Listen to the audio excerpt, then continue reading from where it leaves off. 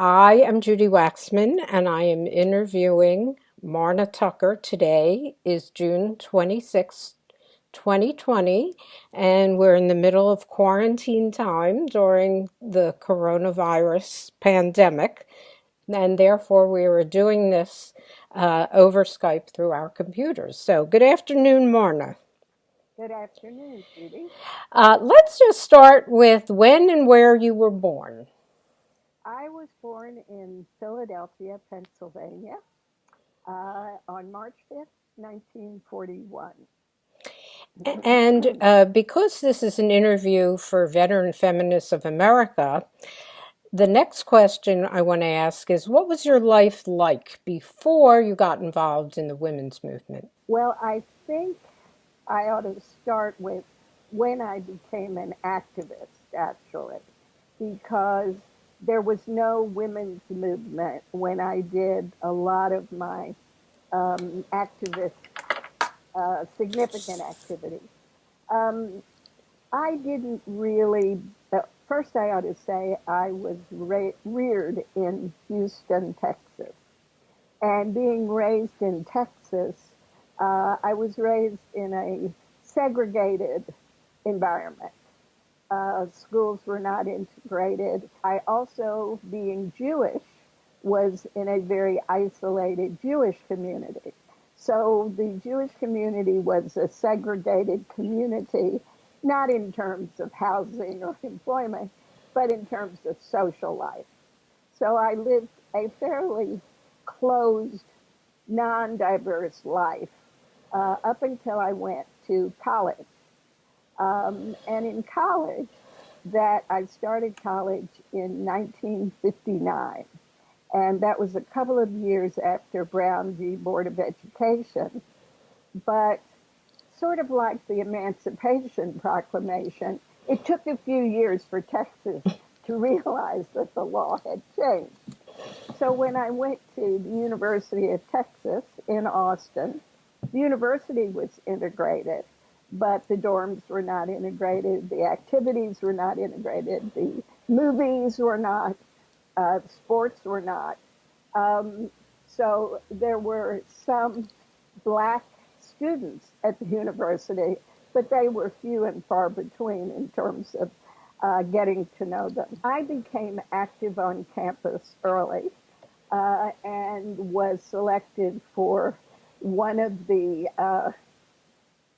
service organizations that was an honorary service organization.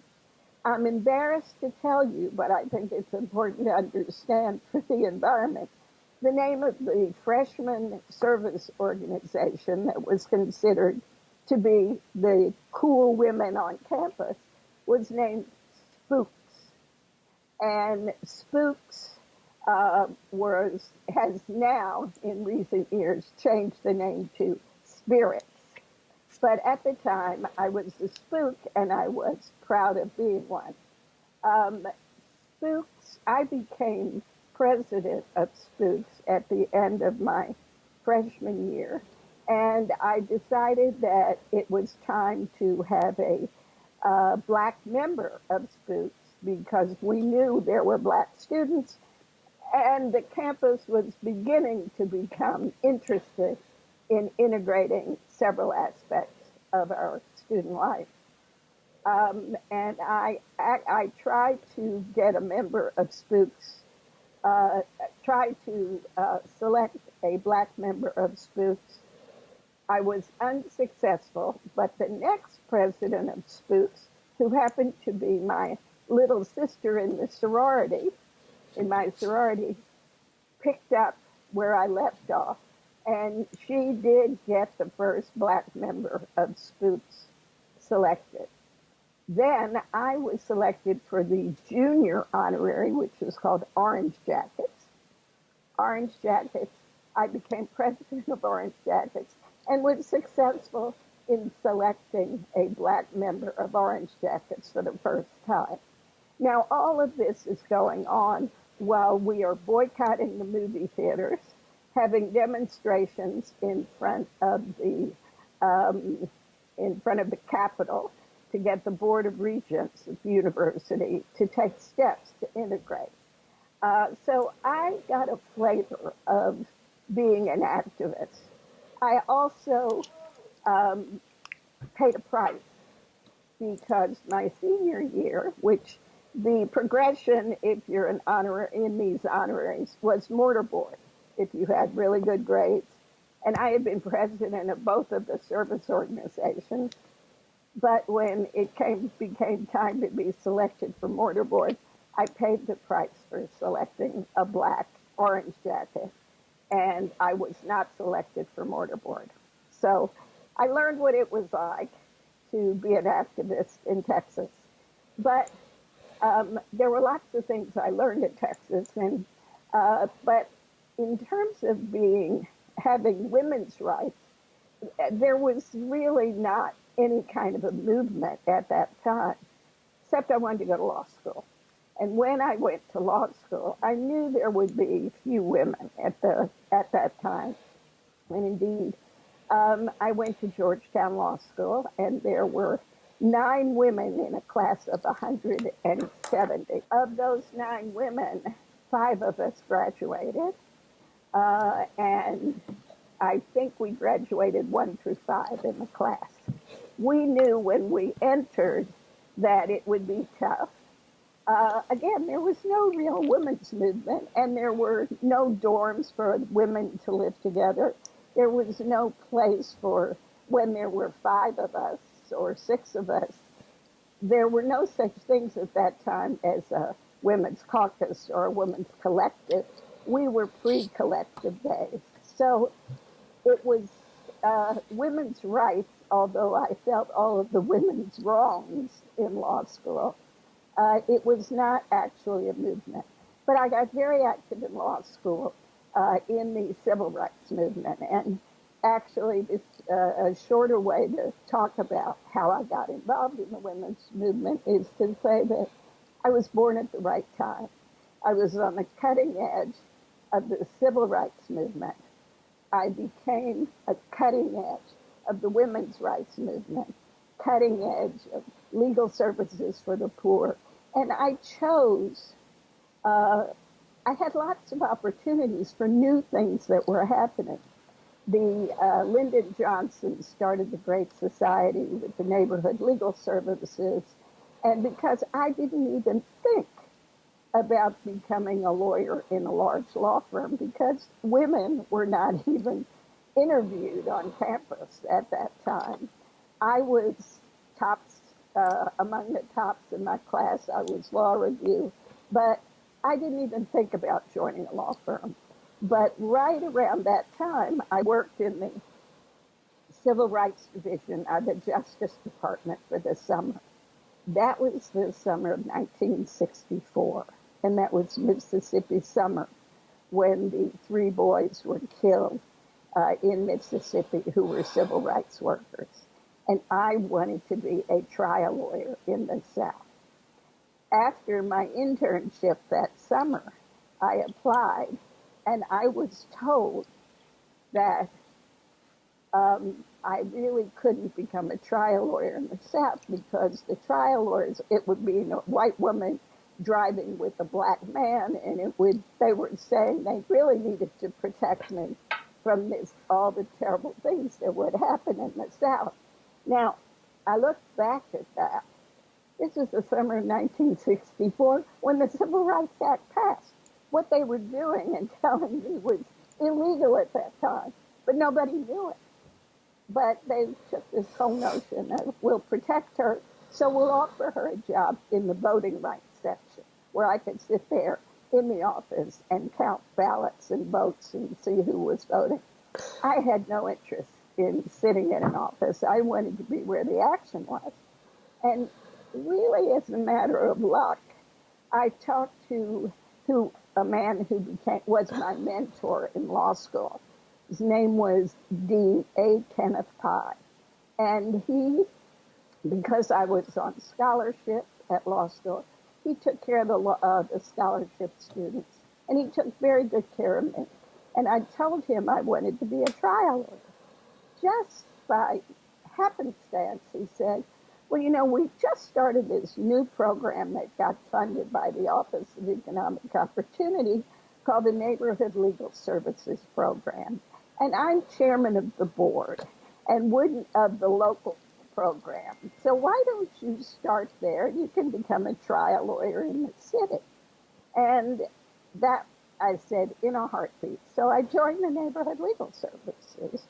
And it was one of the first programs, and I was out on the streets doing rent strikes, taking all kinds of cases. But I was at 14th and Park Road in the District of Columbia, and I had no fear walking to my office at night from where I parked my car. I served my community. It was sort of a different time at that, but I was getting a flavor of what it was like to be a neighborhood legal services lawyer. And I wrote a book, or not a book, but I wrote an article at that time based on some of my experiences. It was called Justice in Sneakers. And my boss there I had two bosses, a director and a deputy director. The deputy director was a man named Earl Johnson, who became the deputy director of the entire National Legal Services Program. So he took my article and he said, after I had been working on these cases for a couple of years, he said, we have a vacancy out in San Francisco in our administrative office.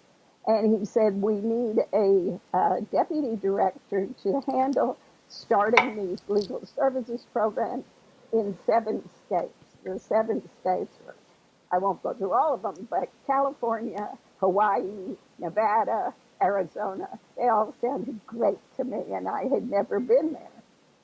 So I said, well, I'll go out and try to interview for the job. And I went out there and got the job as deputy director of the Western region of legal services. And my boss was a gentleman named Don Stocks, who after about my being there about a month or two decided he was going to take another job. And I became acting director of the legal services program. Now, the political situation was important then because that's where I learned a lot. First of all, I learned, you've got to realize Ronald Reagan was governor of the state of California. The Office of Economic Opportunity and the Legal Services Program was still sort of new. So there wasn't a state office of legal services or economic opportunity. The way the law was written was that the head of the Office of Economic Opportunity, Sarge Shriver, could override any governor's veto of a program. So when I went out to California, there was a very controversial program called the California Rural Legal Assistance Program. And they were representing a lot of the farm workers in cases against the agribusiness of California. So it was a very hot program. And it was coming up for renewal. And we were being very careful because we knew that Ronald Reagan was going to veto that. And Sarge Shriver, we hoped, would override that politically. But what happened before that was even more interesting because very few people know about it. One of the programs I had helped set up was called the Ventura County Legal Aid Society. And we took great care in getting the Bar Association to help support that new program. And the Bar Association supported it. And one of the people who was active in the Ventura County Bar was a man named Bill Clark, who became one of Ronald Reagan's chief assistants. So what happened was some of the growers told Reagan, "You've got to veto this legal aid society." And I was called in to say, look, you don't want to have a political mess. Go to Sacramento, convince him not to veto this legal aid society. So there I was, 27 years old, flying to Sacramento, acting director of the Legal Services Program, meeting with Lynn Knopfziger and Bill Clark, who became uh, chiefs in the Ronald Reagan administration later on, because there was no structure yet on how to deal with it. So I convinced them that the Bar Association had supported it, and why did they not want to fund it? And they took it back. And I remember flying back from Sacramento saying, I got the governor to take it back. So it was something I learned about being prepared and making sure you have the right people on the side of your issue to get this going. Anyway, that I learned a lot about how to use politics.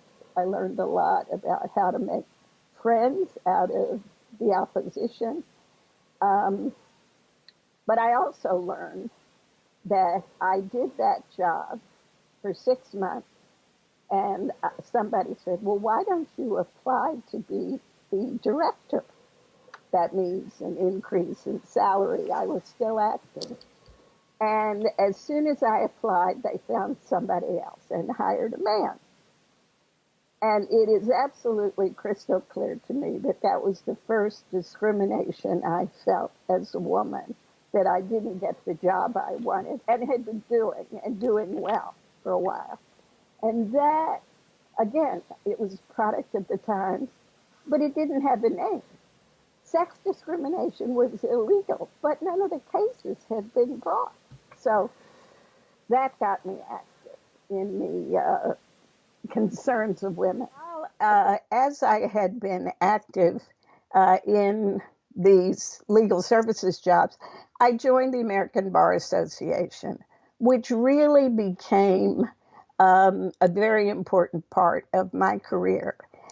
There were very few women active in the American Bar Association, and I joined the section of individual rights and responsibilities.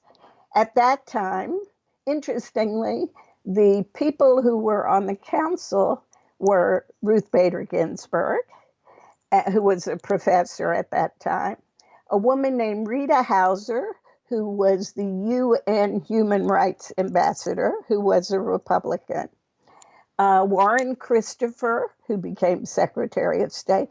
Several people were active on that.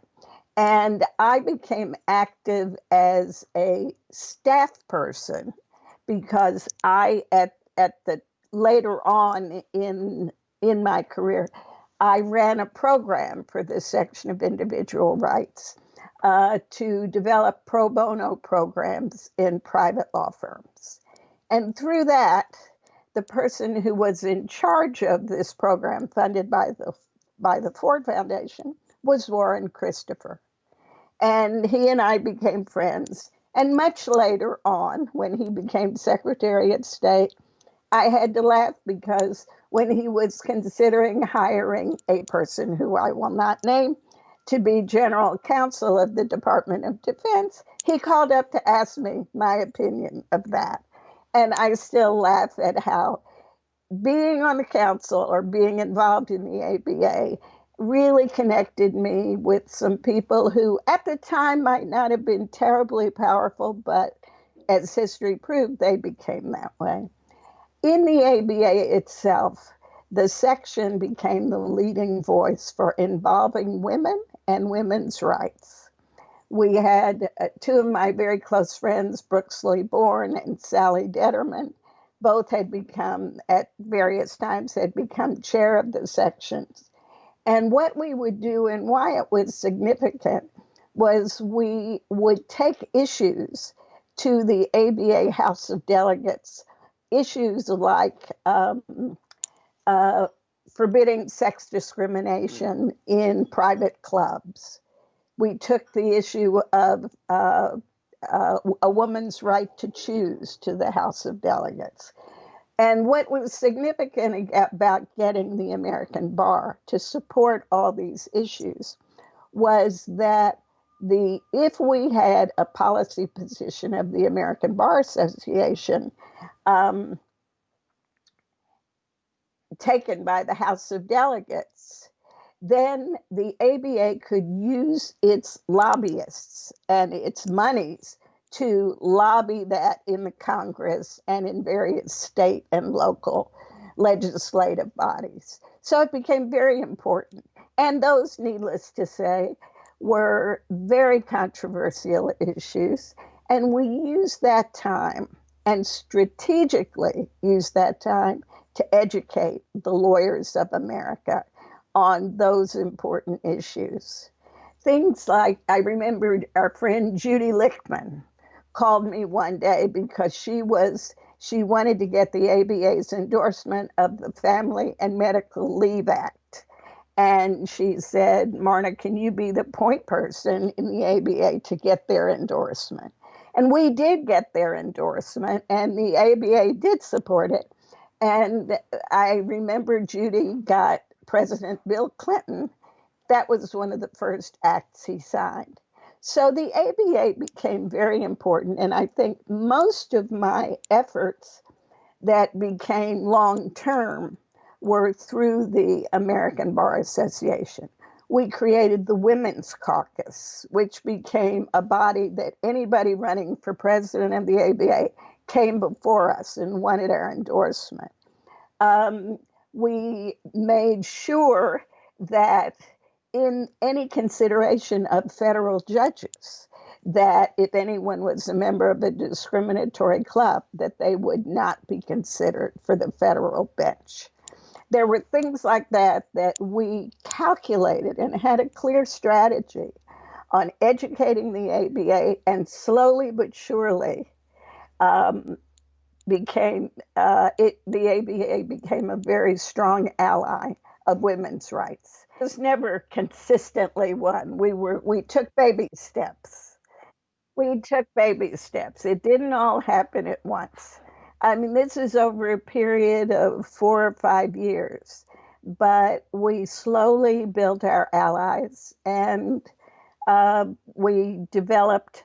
Finally, the ABA started a commission on women, which our Women's Caucus had been pushing for.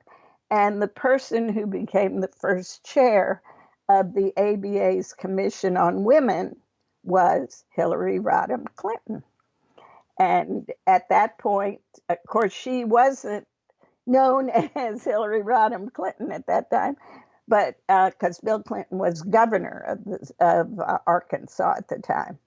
But all of those connections and all of those people that lined up, the time was right. The battles were fought very carefully and very strategically. And that's sort of where I got my start in the women's rights movement. The thing I look at now is what is happening now and what was I involved in then that is still around. And I look at the National Women's Law Center, and I see I was on one of the founding members of the National Women's Law Center when we weren't even sure what we were going to do. I mean, when Marcia Greenberger first became the first director of that, and that has been one of the most important women's legal groups to this day. And I think being involved with those women and that at its founding is one of my, I think, one of the most important things that I have done.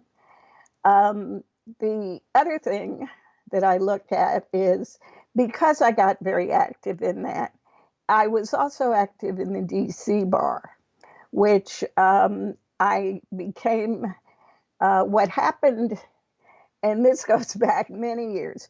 The District of Columbia Bar was started in 1972.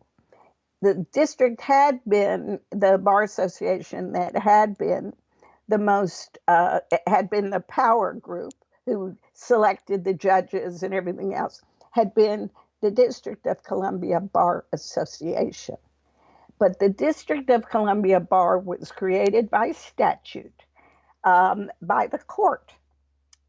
And we were all young lawyers. This is 1972, and a lot of the young lawyers had formed organizations like several young lawyer organizations. And we decided that the selection of who was going to be on the board of governors of that organization, the new bar, which was a mandatory bar that every lawyer had to be a member of, we wanted to make sure we had representation on that board of governors. So, like good lawyers, all of us read the statute.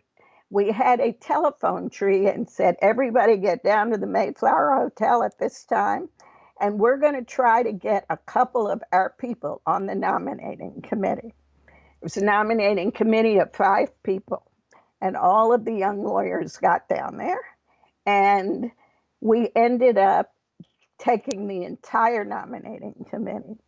I was on the nominating committee. Pat Wald was on the nominating committee.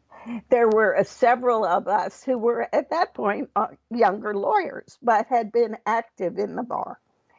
And and the old bar leadership and the court that appointed this, that created this, said, who are these young people that are going to select and nominate all these officers? We were very careful. We nominated Barrett Prettyman, who was one of the old guard but was a progressive. We nominated Gladys Kessler as a first nominee to run for president, and a man named Milton Heller, who was from a smaller law firm. We nominated other people, and lo and behold, that was the beginning of what became the new progressive bar. And those of us then realized that we had power in organization. And through that bar, over the years, I became active in disciplinary proceedings. I was appointed by the court to the Board on Professional Responsibility. I enjoyed working with ethics and discipline. And lo and behold, a couple of years after I had been on that board, I got a call from Marcia Greenberger, who was then on the nominating committee of the bar. And she said, Marna, we'd like you to run for president of the DC bar. And there had never been a woman at that time. And it just blew me away. And I ran for it, but I decided I would contact all the minority bar associations. I would speak to all of them. I would try to find out, what are people interested in? I ran against a wonderful guy named Mike Curtin, but it turned out there were 10,000 people who voted, and I won. And of anything in my career that became a turning point, that position, I guess I could say, took me from being a girl lawyer to a woman lawyer, because I then had the recognition of my peers in what was then the second largest bar association in the country. And I worked very carefully and closely with all of the people in the bar. And our bar was a very progressive bar for minorities, women, still is to this day. And that's one of the things I'm most proud of. And I remember saying at my address, my opening address, I hope that someday we'll lose count of how many women have been president of the DC bar. And to tell you the truth, I think we have. We've had so many women presidents and women running against it, and it's been a very highly respected bar. In 1983, we had here the Senate Judiciary Committee held hearings on what we called the Second Equal Rights Amendment. The Equal Rights Amendment, the first time around, did not get through. Phyllis Schlafly had built a powerful base, and it took several years. And in 1983, they brought it up again because they only needed really a couple of states to pass it. And they had testimony before the then Judiciary Committee, who was chaired by Strom Thurmond. The person most interested in it at the time was Orrin Hatch. It was a tough group. And I was asked by Eleanor Schmiel and by Marcia Greenberger and some of the other leaders of the women's organizations, because I had just been elected president of the bar. That gave me some cover for them to select me to be the one to testify on behalf of all the women's groups. Although, as I testified saying it was for myself.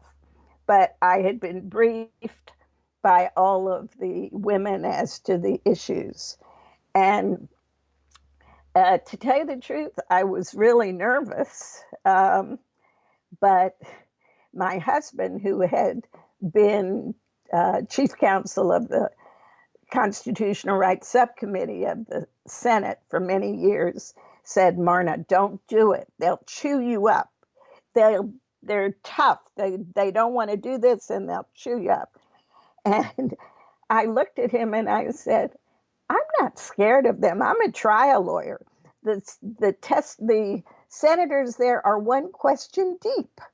They're given one thing to ask you, and you give your answer, and they're not there to cross-examine me. And he was very concerned. And I said, I'm doing it. And I took my 8-year-old daughter with me down there, and she sat through the testimony. And I was on a panel with a law professor named Walter Burns, who sat there blowing smoke in my face as I was talking. That shows you what the times were. Literally, he had a cigarette and he was blowing smoke in my face. People smoked then. We don't even see ashtrays anywhere anymore. But he was sitting there doing that, and I had one side of the issue and he had the other. But it was a very challenging experience, and I only mentioned it to you because my son had saved the tape of that, and it was interesting to see the horrors they were presenting, like what would happen if 2 women could get married or 2 men could get married. And knowing what has happened in these days and what they were pointing out as what the Equal Rights Amendment could lead to, you have to throw your head back and laugh and say, just do your job, charge ahead. And that was another place where, as I told you, I was just lucky to be there at the right time. I mean, it is my life. I can't say how did it affect it. My very closest friends were soldiers with me in this movement. We kept those relationships up. It taught me everything I knew about power and leadership and governance. And it gave me confidence.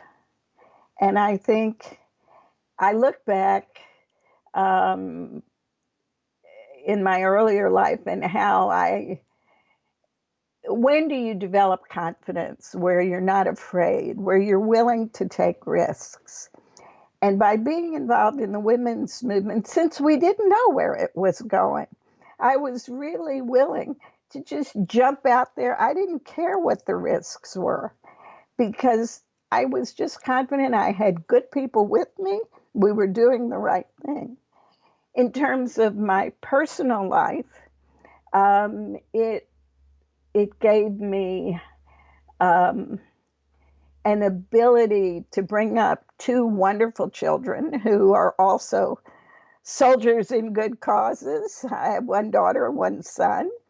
My husband was quite wonderful in all of my activities, but he would also fight me on a lot of things in terms of um, what steps I should take. He was a really good sounding board, but we marched together on all of those things. So it's the women's movement is just very much me.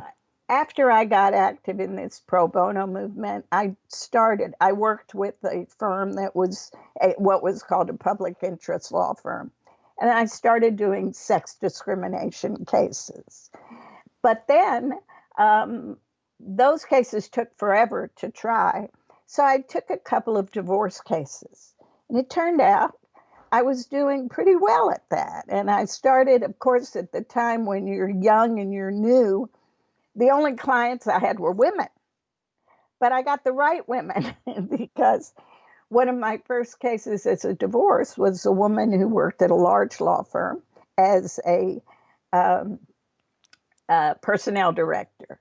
And she was involved with one of the partners at that firm. And she was divorcing her husband, and we did her divorce. And her boyfriend, who was one of the major partners, she suggested that he see me for the divorce. That divorce was the worst, complicated divorce in the city. I learned everything I ever knew about divorce law in that case.